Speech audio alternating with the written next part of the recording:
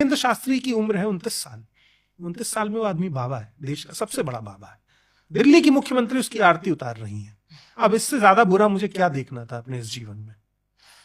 तो इसके बाद मैं उम्मीद नहीं करता हूं, एक अनपढ़ नेता ही ऐसा काम कर सकता है, पढ़ा लिखा नेता कभी नहीं करेगा। मैं अगर धीरेन्द्र शास्त्री को चैलेंज कर रहा हूं कि वो पर्ची लिख के फ्यूचर बता सकते हैं, तो उस मूर्ख आदमी ने क्यों नहीं बताया कि पर्ची लिख के दिल्ली में ब्लास्ट होने वाला है।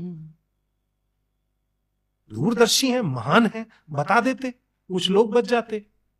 उसने पर्ची लिख के क्यों नहीं बताया कि कोविड आने वाला है। यानी उसके हाथ में चीजें नहीं हैं, लोग क्यों नहीं समझते हैं।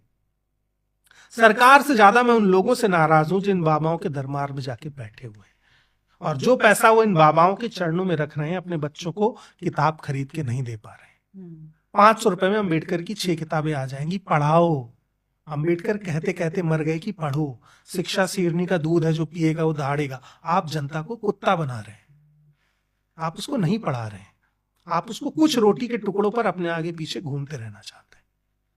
तो अंबेडकर का विजन, गांधी का विजन, पटेल का विजन, भगत सिंह का विजन सब धरा का धरा रह गया। भगत सिंह कहते कहते मर गए कि मैं नास्तिक क्यों हूं, और इस देश में आज धर्म को सेलिब्रेट करा जा रहा है। मैं नहीं कह रहा हूं धर्म खत्म कर दो, मगर पढ़ो तो भगत सिंह को।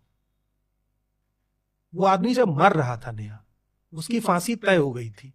आखिरी शख्स जो उससे मिलने पहुंचा, 24 घंटे बचे थे, उस आदमी ने कहा कि मुझे किताब ला के दे दो, मैं पढ़ना चाहता हूं। उसकी फांसी में लेनिन की किताब पढ़ रहे थे, रेवोल्यूशनरी लेनिन। और जब 1 घंटा बचा था, तो जो वहां का पहरेदार था, उसकी आंखों में आंसू थे। उसने भगत सिंह से आके कहा कि 1 घंटा बचा है, कुछ खाना चाहते हो, पीना चाहते हो? तो उन्होंने कहा कि क्या मैं ये किताब पूरी भी नहीं कर पाऊंगा। तो वो अपने आखिरी दौर में भी पढ़ना चाहता था, क्योंकि उसको पता था कि शिक्षा ही एकमात्र तरीका है। भगत सिंह ने गोली चलाई, ये सबको पता है, बम फोड़ा, ये सबको पता है। वो आदमी 22 साल की उम्र में, 23 साल की उम्र में कितना पढ़ चुका था, ये क्यों नहीं पता है।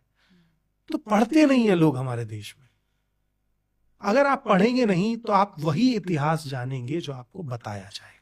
अगर आप धर्म को पढ़ेंगे नहीं, मैं इस बात का दावा कर रहा हूं, धर्म का झंडा उठा के घूमने वाले 99% लोगों ने, उनको यही नहीं पता है कि गीता रामायण धर्म नहीं है। धर्म 4 वेद, पुराण और उपनिषद है, जिनमें कहीं नहीं लिखा है कि मारपीट करो। 4 वेद के नाम नहीं पता होंगे, पुराणों के नाम नहीं पता होंगे। 9 पुराण, 11 पुराण, उपनिषद है 100 से ज्यादा, उनके बारे में नहीं पता होगा। मनुस्मृति कब से धर्म हो गया? रामायण गीता कब से धर्म हो गई? राइट। गीता तो उपदेश है ना, लिखा हुआ है। रामायण महाकाव्य है, महाभारत महाकाव्य है, ग्रंथ है। तो ये धर्म कब से हो गए?